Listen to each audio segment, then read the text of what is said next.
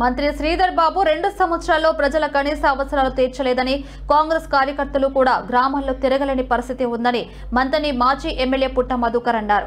మంతని పట్టణంలోని రాజగృహంలో మల్హార్ మండలం అన్సాన్పల్లి గ్రామానికి చెందిన 100 మందికి పైగా కాంగ్రెస్ పార్టీ కార్యకర్తలు బీఆర్ఎస్ లో చేరారు. కాంగ్రెస్ పార్టీ హామీల పేరుతో ప్రజలకు ఆశలు చూపి అధికారంలోకి వచ్చిందని, కానీ వాటిని ఎప్పటికీ నెరవేర్చదని ఆయన ఆరోపించారు. అధికారంలో ఉన్న కాంగ్రెస్ పార్టీని వదిలి వచ్చిన వారు చరిత్రలో నిలిచిపోతారని పుట్ట మధుకర్ పేర్కొన్నారు. కాంగ్రెస్ ప్రభుత్వం ప్రజలకు ఇచ్చిన హామీలను నెరవేర్చలేదని, అభివృద్ధి విషయంలో ప్రజలను మోసం చేస్తుందని ఆయన ఆరోపించారు. దాదాపు 100కు పైచిలకు అన్సాన్పల్లికి సంబంధించినటువంటి కాంగ్రెస్ పార్టీ గ్రామ శాఖ అధ్యక్షులు, కాంగ్రెస్ పార్టీ శ్రీధర్ కలిసి వచ్చి ఈరోజు ఈ పార్టీలో చేరడం చాలా శుభసూచకం.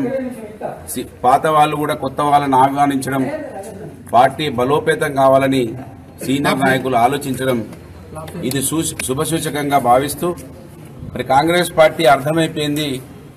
24 నెలలైపోయి 24 పైసల పని కూడా అక్కడ రేవంత్ రెడ్డి గారు కావచ్చు, ఇక్కడ దుద్దిల్ల శ్రీధర్ కావచ్చు, అసలు నాయకులంటే ఏ విధంగా ఉంటారో అని అనుకునే విధంగా 24 నెలల్లో కనబడకుండా కనీస సౌకర్యాలు, కనీస అవసరాలు తీర్చకుండా కాంగ్రెస్ పార్టీ ప్రభుత్వం ఇచ్చిన హామీలను తుంగలో తొక్కేసి నమ్ముకొని పోయిన వాళ్ళకి ఊర్లలో వాళ్ళ ఇంట్లోనే వాళ్ళని తిట్టేటువంటి పరిస్థితులు.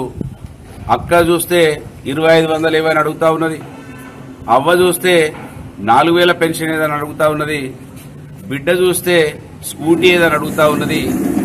రైతు దగ్గరికి వెళ్తే మా రైతు బంధు ఏది, మా రైతు బీమా ఏది, రైతుల బోనస్ ఏదని ఇవాళ సబ్బండ వర్గాలు కూడా కాంగ్రెస్ పార్టీ కార్యకర్తలు మా పార్టీ వస్తే నేను ఏదో చేస్తా అని చెప్పి నమ్ముకొని ఉన్నటువంటి కాంగ్రెస్ పార్టీ కార్యకర్తలనే ఇవాళ